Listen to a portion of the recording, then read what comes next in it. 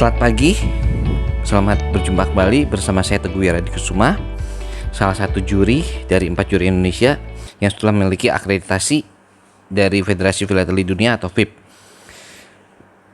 Saya juga merupakan seorang penulis dari buku Eksplorasi Indonesia melalui Benda Filateli, yang dimana channel YouTube ini diambil dari buku saya tersebut. Ya, bagi teman-teman sekalian yang ingin memiliki buku ini bisa menghubungi nomor yang tertera di samping. Kemarin kita sudah membahas mengenai serangga sebagai kekayaan fauna Indonesia. Saat ini kita akan membicarakan mengenai bebek.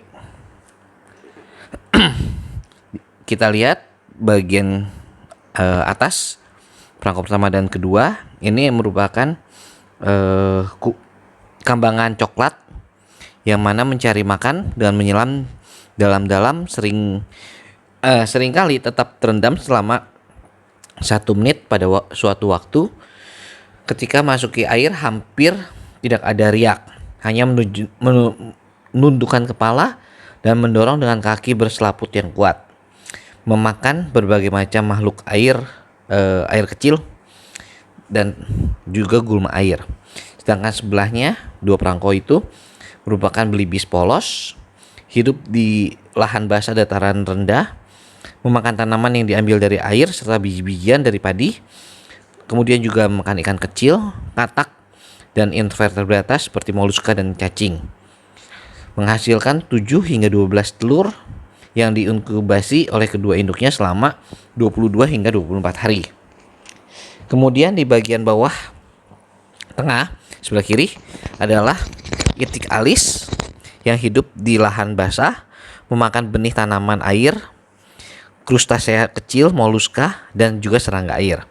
Sebelah kanannya adalah itik nonong, di mana hidup di lahan basah terbuka, memiliki suara khusus terutama pada malam hari. Kemudian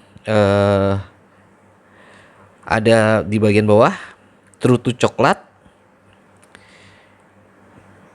merupakan unggas air terkecil di bumi dengan ukuran berat 160 gram dan panjang 26 cm. Kemudian di sebelahnya adalah terutu hijau, yang mana pertama kali diidentifikasi pada tahun 1842 oleh ahli burung John Gould. Merupakan spesies bebek terkecil dengan panjang 30 hingga 36 cm serta lebar sayap 48 hingga 60 cm. Kemudian di sebelah kanannya lagi adalah belibis kembang, di mana perkembangbiakannya terjadi selama musim hujan tropis antara bulan Desember hingga Mei, dengan 6-15 telur diletakkan di sarang yang tidak jauh dari air dan biasanya di rumput tinggi atau area terlindung.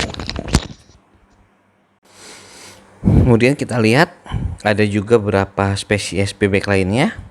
Yang pertama adalah boa wasur yang memakan bilah rumput kering, benih rumput, dan juga beras liar. Kemudian ada entok rimba yang dievaluasi sebagai spesies terancam punah dalam red list IUCN dan juga tercantum dalam lampiran 1 CITES. Selanjutnya adalah belibis totol yang memiliki panjang 42 hingga 50 cm dengan bentang sayap antara 85 hingga 95 cm serta berat 600 sampai 850 gram.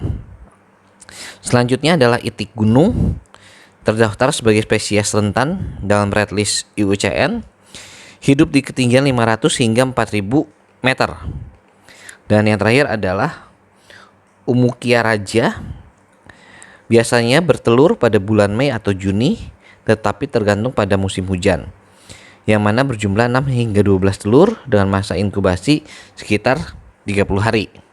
Nah, itu mengenai bebek. Kita akan jumpa lagi besok untuk membicarakan mengenai primata. Oke, tetap di channel ini dan juga silakan bagikan pada teman-teman sekalian. Ya, mau dibagikan di channel di medsos juga boleh. Tujuannya supaya banyak orang yang akan memperoleh manfaat dari channel ini. Oke, kita jumpa lagi besok. Terima kasih dan selamat pagi, selamat beraktivitas.